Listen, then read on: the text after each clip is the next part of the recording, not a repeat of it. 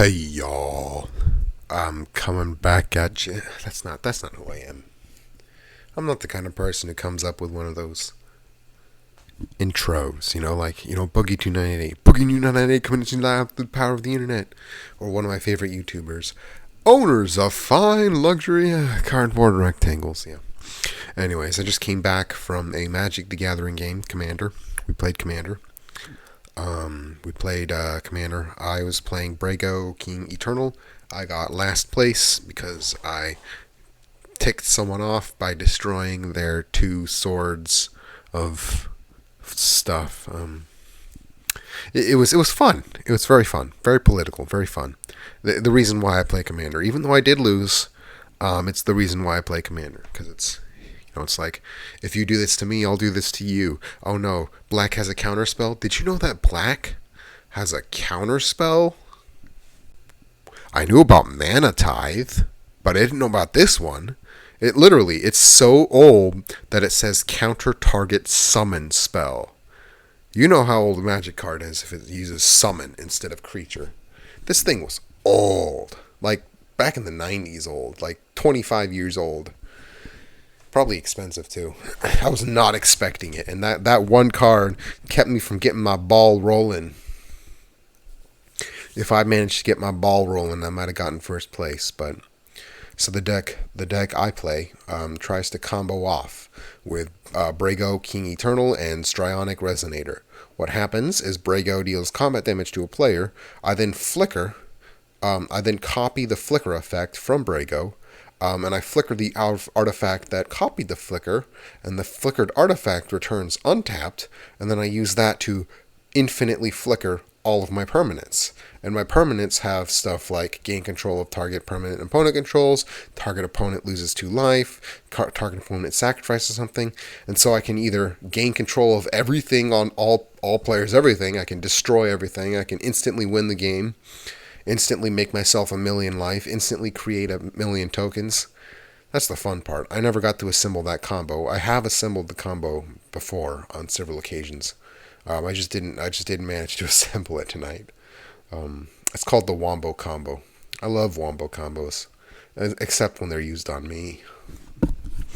When a Wombo combo is used on me, I don't enjoy it. When I'm the one using the Wombo combo, I do enjoy it. But the sad thing about losing is that you only get one promotion pack, or one pack from winning. So it costs $7 to enter the tournament. First place gets 4 packs. Second place gets 3 packs. Third place gets 2 packs. Last place gets 1 pack. I have not gotten first yet. I have not gotten first place, probably because my deck is severely underpowered. I probably spent less than $100 on this deck. There are some people who spend thousands on Commander decks. And these decks are obviously much better than the one I have. Although the one I have can compete. It's not very good at competing because it's a budget deck. I don't have thousands of dollars to be spending on pieces of luxury cardboard rectangles and stuff like that. By the way, if you have any ideas about what I should dedicate a video to, just tell me below. And if you want me to do some whispering videos like this, also tell me below. I apologize for the drop in camera quality. I really do. Because the other camera I had kept freezing on me. And that's no good when you're in a live stream or when you've already recorded like 15 minutes of a video and you're trying to hit 20. Oh no, the screen is frozen. Yeah, right, whatever. Stupid piece of junk I paid $25 for. Can't return it either because it was... Did I tell you the story about how I got that camera? It's because there was a company that sells unclaimed Amazon packages. And I was like, you know what? May as well try this. Even if I set fire to $25 in my backyard, or I don't have a backyard, but in the street, I'd be okay with it, you know? That's the thing. That's Dave Ramsey's way of judging how, if you could buy something that doesn't retain value, so like a car. He said, if you take the money that you're going to spend on this thing that doesn't have value and you burned it in the street, how would your life change? And in my case, $25 wasn't that much, thanks to government money. I really like the government money, but I don't like the government money because the government money is like printing. Are you sure that printing huge amounts of money will help the economy instead of causing hyperinflation? Although at this point, giving people $1,400 is like lowering taxes by $1,400. So I think that as long as the government doesn't give people more than they pay in taxes, we're good. Because if you give everyone $1,400, it's like you reduced their taxes by $1,400, which is a good thing. Except I don't pay taxes, but my mom pays taxes, and so whenever I get something like that, I'm like, well, I don't pay taxes because I don't make more than $10K a year, but my mom, she makes six figures, so go figure, She's the one paying the heavy taxes, and that $1,400, it's coming from her paycheck. That's what I think every time I get government assistance. I'm like, my mom makes six figures. She's the one who footed this bill. It's a centrist way of thinking of things. Like every time the government gives me assistance, which I do get a lot of government assistance because I'm disabled, which I'm completely serious when I tell you that I am like actually disabled. I find it very hard to work in a normal work environment. Like it's difficult for me to work. Like my motion, I have a hard time surviving in most workplaces. I'm completely serious when I say that my mental disability, which is autism and schizophrenia and ADHD, all three of them, really give me a number when it comes to quality jobs that I can keep. Yeah. Like I've actually been let go from like 4 or 5 jobs over the past 3 years because of my aura or because of some stupid thing, some stupid little nitpicky thing that they saw me doing, like, you're moving around too much, or you're being too loud, or you're talking too fast, or so it is a legitimate disability. My disability is legitimate. As legitimate as someone else's mental disability, as legitimate as a non-intellectual mental disability. So my mental disability does not affect my intellect, but it affects my personality when it does get bad. It's called manic psychosis. So if you've never been manic, oh my gosh, being manic is absolutely, it's like a freaking joyride, Just like a joyride, it never ends well, but it's a joyride, that's for sure.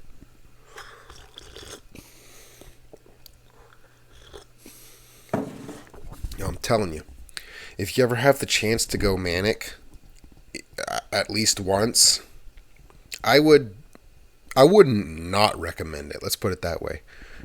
If you ever had the choice, I mean, most people who go manic don't have the choice to go manic. Maybe I'm biased because I don't get depressed. Most people who go manic have bipolar, which means that they also get depressed. But I don't get depressed. I go manic, but I don't get depressed for some weird reason.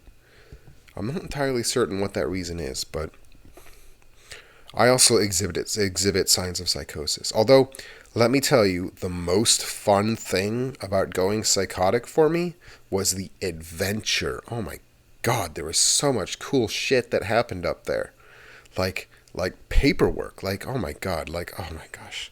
One of these days, I'm going to come out and just put down everything that happened to me in the spectral realm. Everything. There was so much cool shit that happened there. Like, movie-worthy stuff. Like, it was absolutely bonkers up there. Like, oh my God, like it was more inventive and imaginative and world building No human could have come up, not even myself, could have come up with the world building up there, with how it turned out, with how it happened. And the thing is that I was in control the entire time. And a decision that I could have made would have drastically changed the outcome of that adventure. That was the coolest part about the adventure, is that it wasn't some movie. It wasn't some book that I was reading after the fact. It was my decisions were actively affecting what happened in that adventure, you know? Like, it involved the mafia and galaxies in my head and the Greek gods and the Roman gods and the Atlanteans, the proto-Atlanteans, pure evil, pure good, eldritch monstrosities that defy interpretation, ice cream dragons, guys that took PCP to play chess with you. Oh my god, it was so frickin'. Am I allowed to cuss? I think I'm allowed to cuss on this channel. It was so fucking cool. You know? It was like, it was so cool. You know? I miss it. I miss that world. I'm not going to go back because it comes with a heavy dose of, detachment from reality and the inability to maintain my quality of life. If I ever go back there, my quality of life will definitely drop. But, like, I was a hero. Like an actual hero who became that way thanks to my decisions. Not like game decisions where it's binary. It was like you do the rogue thing or you do the good thing. No, this was like an ambiguous situation where, including mind control worms and romance and evil beings and mafia. Did I mention the mafia? And like, and monsters, and it was freaking crazy. Some of the stuff that happened. Oh my god! Like, I met a sentient quark, and I I performed brain surgery on Athena, or one of Athena's many doubles, while fighting against the Rockefellers after crashing planes. Oh my god, it was fucking like indescribable. That's what I'd call it. Let's not talk about that anymore because it's frustrating for me to not be able to communicate how awesome it was. I haven't been there in a while because of my medication. My medication's working really well. Not too well. It's working perfectly fine. I just wish I could find a way to go back there without losing my connection to reality. I wish I could find a way back there without losing my connection to reality, because I would love to catch up with some of the friends I made up there. And in the end, no one will ever believe some of the stories I'll tell. And that's the hardest part, is that people aren't going to take you seriously when you tell stories like this. They're like, what happened? Oh man, you were crazy out of your mind, hallucinating, just hallucinations. Nothing real happened there. And I'm like, it was real to me. Somewhat. Anyways, let's change topics. Magic the Gathering. Let's go back to Magic the Gathering. Does anyone here play Magic the Gathering? Do you like card games? So here's something interesting. My stepdad has a big box full of football cards. The only problem is that after 1980, football cards were printed into the ground. Because prior to 1980, football card collectors were like, oh my gosh, these football cards are worth money. And the creators of football cards were like, oh my gosh, these football cards are worth money. And so they printed them out. And you know what happens when you print a lot of money? It becomes worthless. So even today, football cards from 1991 are virtually worthless because of how much were printed. Like, you could buy sealed product, like a box of sealed cards. So let me tell you something. A box of sealed Magic the Gathering cards from 1997 or 98 can cost you tens of thousands of dollars. A sealed booster box of Upper Deck football cards from 1991 sells on eBay for $25. Okay?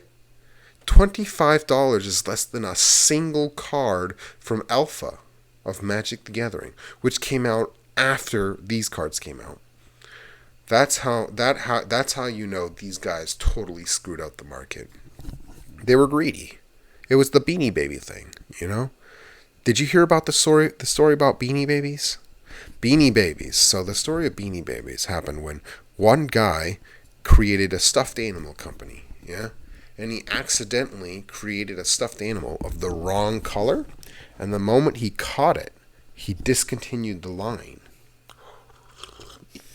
The thing is that since only like 100 of them were ever made, people started buying them for huge prices. It was like, look at this. This is a misprint Beanie Baby. It costs like 10 times, 100 times. It's a huge value sink.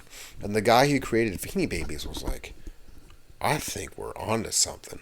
And so he continued to create limited runs of individual types of Beanie Babies, but he created so many different types of Beanie Babies that he totally crashed the market value, but not before there was a bubble. Because these Beanie Babies were rolled out in a tricksy manner. Only like 100 of each series of Beanie Baby were made, or maybe 1,000 or 10,000, but a limited number of each of the Beanie Babies were made. And that was supposed to give them a lot of value. The problem is that they did this so many times that people eventually started to get wise about it, and Beanie Babies lost all their value. I heard about this. At one divorce case, the couple literally dumped their Beanie Babies onto the courthouse floor and separated them between themselves because these things were valuable. They were a store of wealth. And that's why you got to be careful about things like this, like cryptocurrency and Magic the Gathering cards and any kind of collectible. Well, no. Vintage collectibles, they're non-fungible. So if you got something that was obviously printed in the past, 1980, like unless they're counterfeit, they can't produce any more of those. So if you have like a baseball card from 1980 or 1990, or not 1990, nothing's worth. If you have like a baseball card, an expensive baseball card from 1950, they can't print any more of those. Otherwise, they'll be counterfeit and they'll be worth nothing. So it's safe. Those investments are safe, relatively speaking, relative to other investments.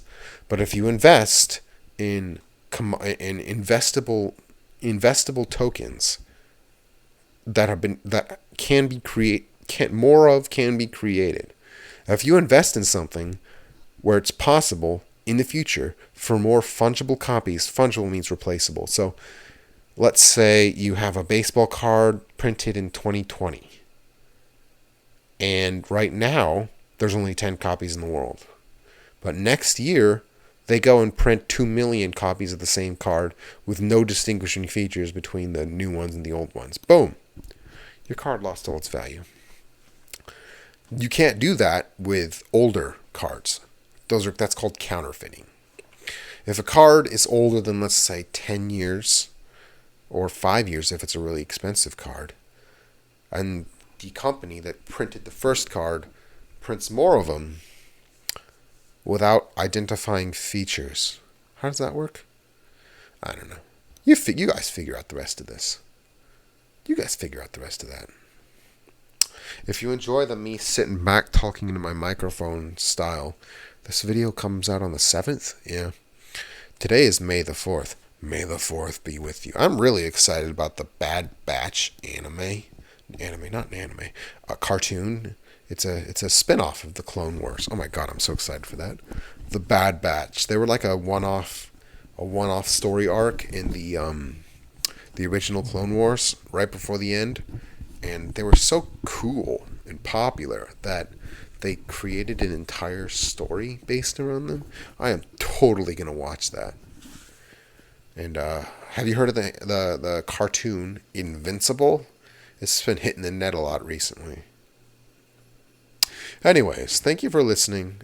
I'll probably be uploading every day for the foreseeable future, and if I get more than 1,000 subscribers, I'm gonna buy a new mic and a new camera. But until then, I'm totally fine with how things are now. Thank you, and goodbye.